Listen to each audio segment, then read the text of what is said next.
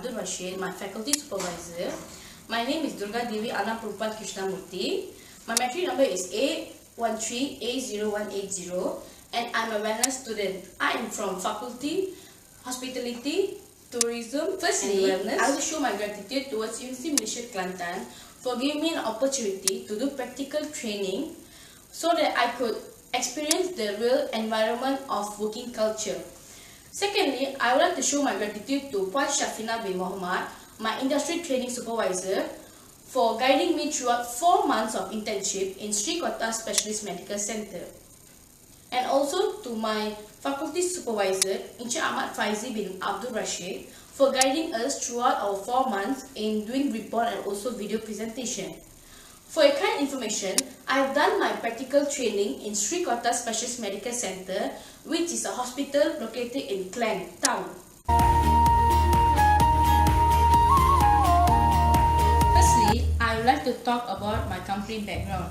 The place where I have done my practical training is Kota Specialist Medical Center, Klang. It is located in the middle town of Klang. It is a healthcare industry which provides services and treatment to their customers. The idea of creating or building this Kota was first established in the year 1996 by Sultan Aziz M. Berhad. So it has created a subsidiary company called Sultan Medicare Sdn Berhad to start the construction, and it took 2 years to complete the construction. By the year 1998, the Kota construction has been successfully done. So in the beginning of 1999, they have started recruiting and they've completed it. Officially, it has been opened in 1st October 1999. Kota is a 9-story building which has 232 beds. But currently, we are actually reconstructing the building again so that we can provide better services and also more beds for customers. As recently, we have lack of beds as we have more patients coming in. now we'll see all the departments involved. Firstly will be Hospital Director Madam Tan Swetgan.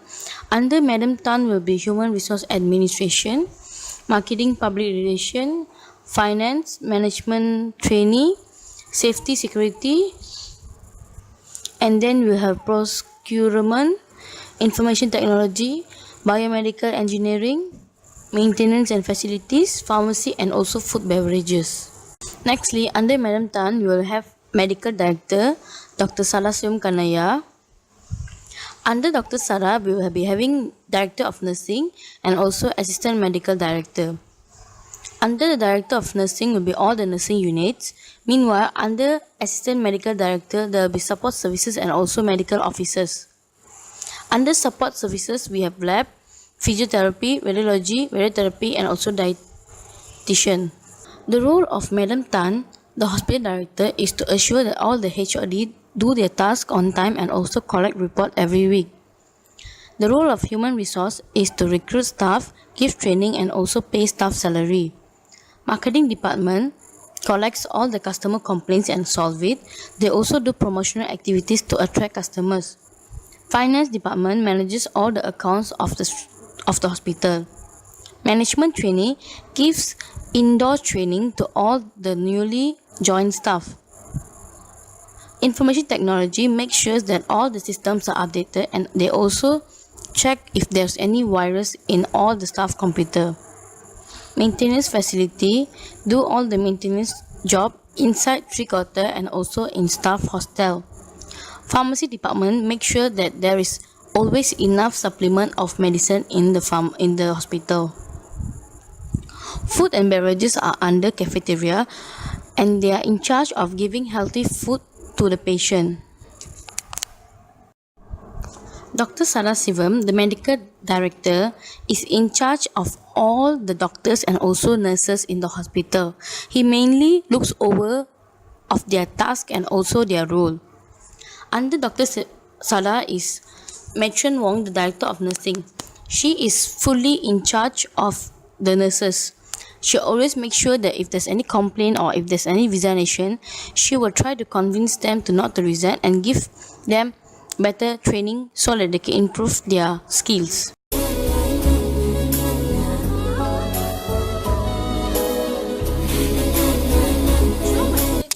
Sri Kota, I was placed in Human Resource Department. In Human Resource Department, I was given few tasks to be completed every day.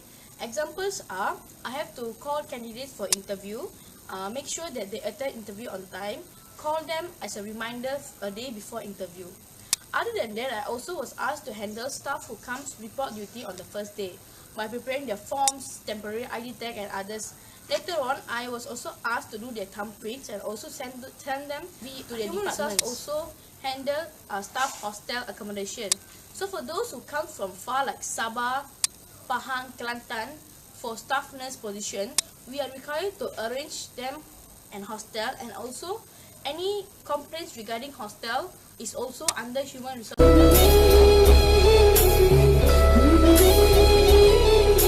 My contribution were I have to prepare cleaner schedule and send it to the cleaner. I also help in the staff orientation program by preparing all the required things and also order foods for it. Any meeting among HR department, I will stay in my department so that I can handle all the phone calls and also staff complaints. I did also help in preparing documents for the auditors.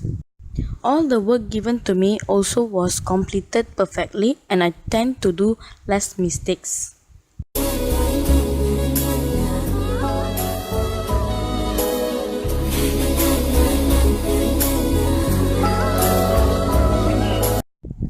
The challenges I faced are, during bringing cleaner to the hostel, the staff does not recognize me as I was very new and they do not open the door for me. This makes difficulty to me, and I have to call my supervisor or my other colleagues to inform the staff to open the door. There will be staff who resign or abscond to work without any prior notice, and when we call them back to ask for the reason, they will say they do not like the job. And when we advise them to give a proper resignation letter, they will not listen to us, and we have to send so many letters to their house, as if they resign without any prior notice, they have to pay fine to the company. This is a challenge to me as I am not aware of the procedure and have to call the abscond staff so many times until I get scoldings from them. And also, there are many candidates who come for interview. They will not bring any proper document, not even their SPM certificate. And when we ask them, why didn't you bring, even though we send them email, they said they are not aware of it. Then I have to help them to process all the documents. They are not aware that this will take longer hours to proceed for the interview, and they will scold us back for delaying the time of the interview.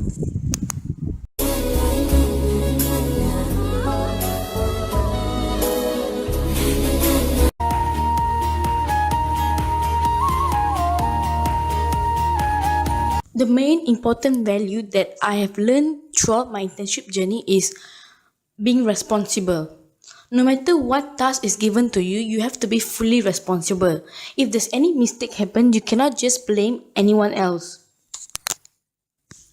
Because when task is given to you, they believe that you can complete it. If my boss gives me a job to do, I have to be fully responsible. I cannot just pass it out to someone else and make sure they complete it. Other than that, I also learn how to be patient, as there's many candidates who keep on calls us for asking job vacancy and also wants to know the result of the interview.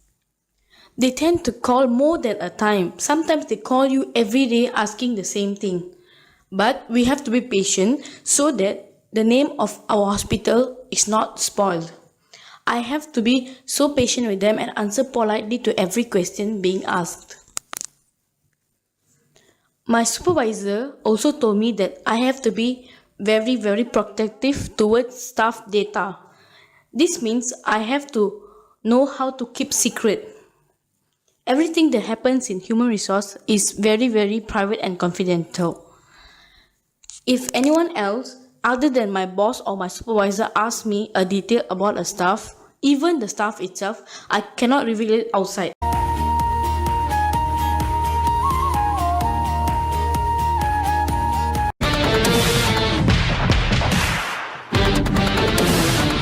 Now, let us see a video clip of the interview done by me with Dr. Salasem.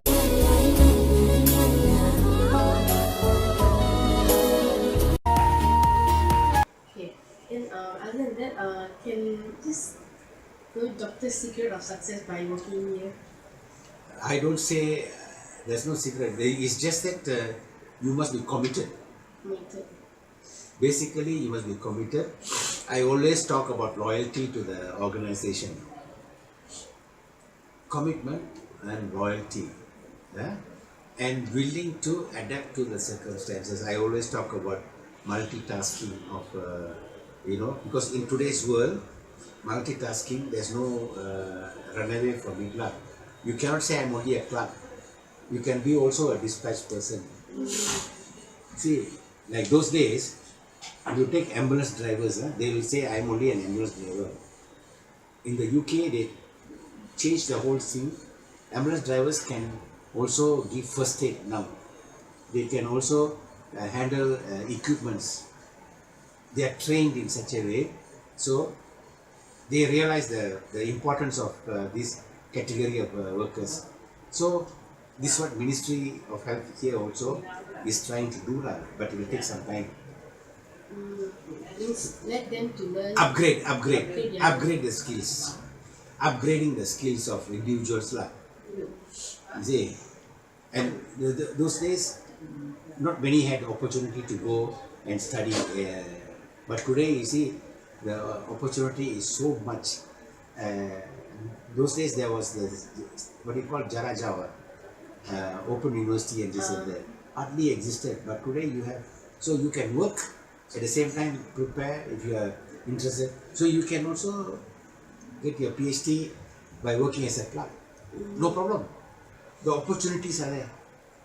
Only thing is up to the individual whether you are willing to. Yeah. If you are willing, then it's okay. See, because some people are late beginners.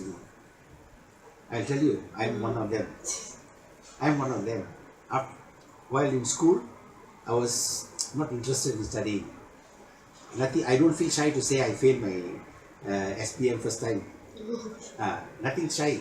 I took it again, I passed. Then I started working, and then I worked for 5 years in one place, not happy. Moved to another place, not happy.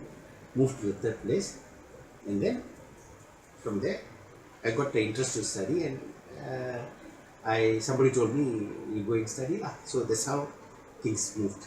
So the individual also must be interested. You must take the interest. You shouldn't be pushed into it. You see, you shouldn't be pushed into it. You must be on your own. Today's circumstances, I think this is one of the problems in the Ministry of Health is facing. They are churning out about 6,000 doctors every year. After that, I understand about 1,000 to 1,500 doctors fall out. That means not interested. After graduating, they fall out. They have problems, stress, this, that, absent from work. So that's the situation today. See, so all parents say, hey, you're going to do medicine. Not your own choice. It's a parent's choice. You don't like to do medicine, but your parents say, go and do medicine. You say, what to do? My father says, no choice. You go and do, you struggle, you finish, come out. After that, you say, I'm not interested to work as a doctor. This is happening now, This is happening now. So it's very hard for them to stay. The individual must like. The choice must be whether you want to be a doctor, engineer, lawyer, an accountant, or actuarial scientist, whatever it is. The individual must take the initiative. If you are pushed into it, this becomes a problem. But today's circumstances, parents are telling, learn. Opportunities are there, but the child must also like it. The child must like to study. But some of them, initially they are playful, they don't like. At certain stage, they say, the fellow is doing well, why not I try? And then they try, and then they get a liking, and then they start moving. This is how the late developers come. You see, this is my observation. So never run down anybody and say you are stupid. No, no, no. I never say anybody is a stupid child. No. It's just that the child unfortunately didn't get. You need sometimes you give them the pushing. I always tell parents, give them the support. If the child is not doing well in school, give them the support. Give moral support. Encourage.